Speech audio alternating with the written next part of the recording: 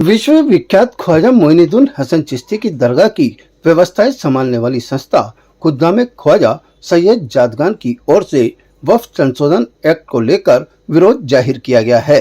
दरगाह committee के पन्नीग्राम चौक स्थित कार्यालय पर संस्था की ओर से प्रेस वार्ता आयोजित की गई, जिसमें अंजुमन कमेटी के पदाधिकारियों ने केंद्र सरकार पर गंभीर आरोप लगाए। उन्होंने कहा कि सरकार बदनीयती से वक्फ संशोधन एक्ट 2024 लेकर आई है।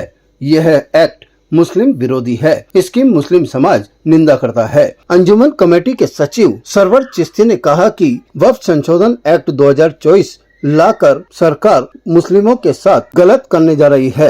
उन्होंने कहा कि बीजेपी के अलायंस पार्टनर और अपोजिशन की वजह से जेपीसी में यह मामला गया है, वरना जिस तरह से एनआरसी को लाकर हमारी नागरिकता छीनना चाहते थे, उसी तरह से यह वक्फ संशोधन लाकर हम मुसलमानों की संपत्ति छीनना चाहते हैं। उन्होंने कहा कि वक्फ अल्लाह की राह में मुस्लिम चैरिटी करते हैं, इसमें गैर मुस्लिम को शामिल करना और जिला कलेक्टर को शामिल करने की हम निंदा करते हैं। उन्होंने कहा कि पहले से औकाफ में जितने भी वक्फ बोर्ड है उनको सरकार चलाती है, चाहे वे सेंट्रल वक्फ काउंसिल हो या स्टेट वक्फ। इसमें लाभ पहुंचाने के लिए करप्ट मुस्लिम राजनीतिक लोगों का नॉमिनेशन होता है। इसकी वजह से वक्फ की संपत्ति खुर्द-बुर्द हो रही है। उन्होंने कहा कि जेपीसी में अंजुमन कमेटी के पदाधिकारियों की भी भागीदारी होनी चाहिए। उन्होंने दरगाह दीवान जैनुल ओबेदीन और सैयद नसरुद्दीन पर भी गंभीर आरोप लगाए। उन्होंने कहा कि सैयद नसरुद्दीन की दरगाह में कोई हैसियत नहीं है। ऑल इंडिया सज्जादा नशीन काउंसिल में जिन लोगों को रखा गया है, वे लोग कौम को गुमराह कर रहे हैं। सरवर चिश्ती ने केंद्र सरकार पर आरोप लगाते हुए कहा कि पिछले 10 साल में केंद्र सरकार का चाल चेहरा और चरित्र सामने आया है। पिछले 10 साल में सरकार की ओर से मुस्लिम विरोधी एक्ट लाए गए हैं। देखिए, मुख्य उद्देश्य ये है कि जो वक्फ अमेंडमेंट एक्ट 2024 गवर्नमेंट बदनीयती से लेकर आ रही है, हम उसकी निंदा करते हैं। ये तो अपोजिशन पार्टीज और इनके जो कोलिशन पार्टनर्स की मुखालिफत की वजह से जेपीसी में गया है, और हम चाहते हैं जेपीसी में हमारी भी नुमाइंदगी हो, क्योंकि ख्वाजा मोइनुद्दीन चिश्ती की दरगाह के मेन स्टेक होल्डर्स हम हैं।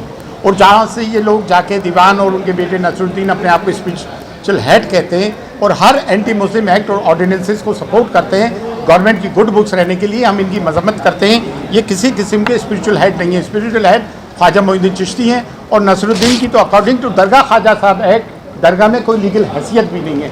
हर मुस्लिम, ये मीर जाफ़र और मीर सादिक कुछ और ऑल इंडिया सूफी सज्जादा नशीन काउंसिल में वो लोग हैं जो दीन और मिल्लत के इस्मत फरोश हैं और मफाद परस्त लोग हैं जो कौम को गुमराह कर रहे हैं। इस वक्त तमाम मुस्लिम उम्मा एक प्लेटफॉर्म पे, और हम ये अल्लाह की राह में एक्ट बनाए, चैरिटी करते हैं हम रिलीजियस पर्पस के लिए। और सब में बड़ी बात, हम इसमें किसी नॉन मुस्लिम्स को नहीं चाहते, ना डिस्ट्रिक्ट कलेक्टर को चाहते। एनआरसी तो ये इम्प्लीमेंट नहीं कर सके, सीए लाके। हाँ, आपने इसमें प्रेस नोट में कहा है जिस तरह से एनआरसी के माध्यम से हमको बाहर निकालने का प्रयास किया जा रहा है, उसके माध्यम से हमारी जमीनें हड़पने का प्रयास किया जा रहा है। इस तरह से जब एनआरसी में कुछ होगा तो इसमें क्या होगा, आपको क्या लगता है? नहीं जी, गवर्नमेंट लाना तो चाह रही थी सीए लाकर। एनआरसी का मतलब यह था कि सिर्फ मुसलमानों को हटा के तमाम नॉन मुस्लिम को ले लिया। तो अगर एनआरसी लाते हैं तो उनके पास तो ईजी होगा, हमें तो सर्टिफिकेट दिखाना पड़ेंगे, बर्थ सर्टिफिकेट, बाकियों को तो नहीं दिखाना चाहेंगे। और 10 साल से जो हो रहा है, हमें गवर्नमेंट की किसी बात पे विश्वास नहीं है। बात होती है विश्वास की, जब सके भाई पे विश्वास उठ जाए तो मामला ख़त्म हो जाता है। हमें विश्वास नहीं है। यहाँ हकीकत ये देखिए, ये कोई ताजमहल, कुतुब मीनार, लाल किला नहीं है। ये एक धार्मिक और आध्यात्मिक जगह है।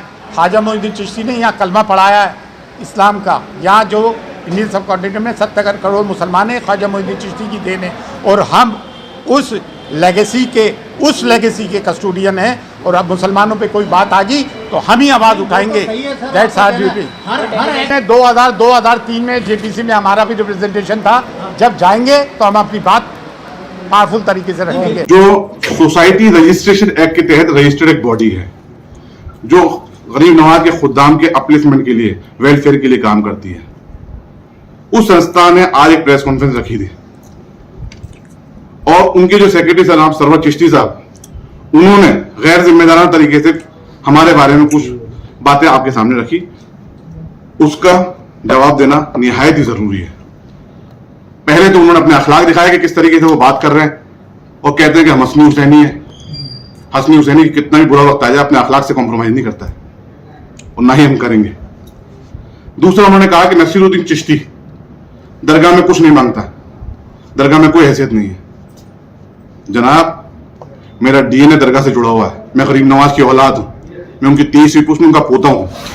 आप चाहें मुझे चैलेंज कर दें, मैं कोर्ट में साबित कर दूंगा। और सज्जादा नशीन spiritual head of the shrine नहीं होते। देखिए, कई फैसले जाते हैं, आज के नहीं, 200 साल पुराने, 150 साल पुराने फैसले भी हैं जिसमें सज्जादा नशीन को spiritual head of the shrine कहा गया है। सरवर चिश्ती साहब, कुछ फैसले तो ऐसे हैं जो आपकी और दरगाह कमेटी के बीच में चले हैं, जिसमें हम पार्टी नहीं है। केस नंबर 245 1945 में कहा गया है, जो खुद्दाम और दरगाह कमेटी के बीच में मुकदमा चला कि सज्जादा नशीन स्पिरिचुअल हेड है। सुप्रीम कोर्ट ने कहा है कि सज्जादा नशीन is the spiritual head of the shrine.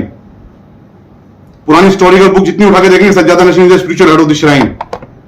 आप कहां घूम रहे हैं? आप अकबरनामा की जिंदगी में जिए, आप मुगलों के दरबार में ना जिए। मुगलों ने जो करा था, हमारे बुजुर्गों ने उनसे जंग लड़ी, 28 साल कैद में रहे, लेकिन उनकी गुलामी मंजूर नहीं गई, ना उनके सामने झुके। अकबरनामा का जो आप वॉल्यूम पढ़ाते हैं लोगों को, अकबरनामा का वॉल्यूम भी AIR 1959 में जो हाई कोर्ट में आपने चैलेंज किया था दरगाह ख्वाजा साहब एक्ट को, उसके पैरा नंबर 39 के अंदर जो दिया हुआ है, उसमें डिस्कस किया जा चुका है ये issue. Khwaja Hussain was the descendant of the Khwaja Sahab, और उनको बाइज्जत दोबारा तौलियत पे बैठाया गया, सज्जादा नशीन के पद पे बैठाया गया। अगर दोबारा सज्जादा नशीन के पद पे नहीं बैठाया जाता तो शाहजहां क्यों फरमान जारी करता कि हम ऑफिस और सज्जादा नशीन को अलग कर रहे हैं, मुतवल्ली के ऑफिस को अलग कर रहे हैं? नहीं, ही वॉज द सज्जादा नशीन मुतवल्ली।